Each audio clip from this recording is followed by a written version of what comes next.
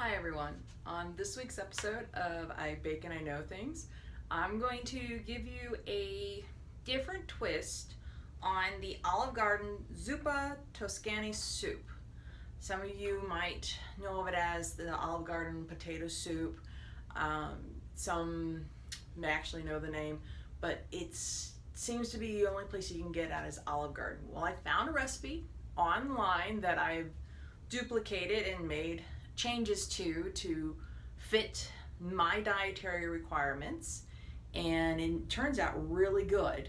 I make it in an electric pressure cooker, and the ingredients, they call for spicy ground sausage. Well, I use whatever ground meat I have on hand. I use typically ground beef. Sometimes I've used ground pork.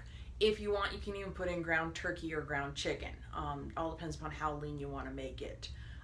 The other thing that it calls for that is raw bacon. You can use the pork bacon or you can use turkey bacon. I don't know why anyone would want to use turkey bacon. You can't find turkey bacon on a turkey, but that's a different story. Some people really like it. Me growing up, farmer's daughter, my dad raised thousands and thousands of pigs. I can tell you exactly where you can grab bacon off of a pig. Never been able to find it on a turkey, but that's my own personal preference. And then in the recipe, it calls for 1 cup of heavy cream. I am allergic to dairy, so I cannot put the heavy cream in mine. I have found that canned coconut milk that has the thick cream on top and then the coconut water, I use that as a replacement, and sometimes I'll put in 1 can of that, sometimes 2. It just depends upon how creamy I want to make my soup. I'll cut down on the water that I add then, but I really like the canned coconut milk. I think it makes it taste really good. It gives it a little bit of a sweetness, but you can't taste the coconut flavor, and I really like that as a substitute when something is calling for heavy whipping cream that you have to cook with. And then also, some people are allergic to nightshades like white potato. And I found that a good substitute for white potato is turnips. You can peel and cut up the turnips and put them in the soup just like you would the potatoes. Put as much or as little in as you'd like.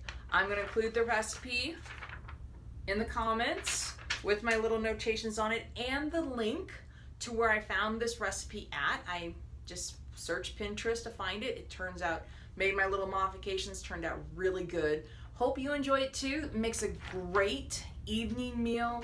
It freezes super well. It makes so much, and I'm pretty much the only one who enjoys eating it, that I put it in containers and freeze it, and then I can pull out one, put it in a crock pot on warm, and then I got nice soup at the end of the day when I get home from work.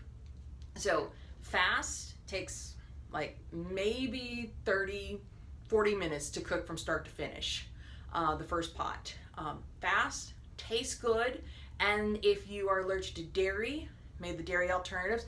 If you're allergic to nightshades, made the potato alternatives, and other suggestions to make it a little bit healthier for you, or you can just take the recipe as it is. Some people are looking for it, but this is a great way to make some modified changes to make it fit your diet. Hope you enjoy it as much as I do.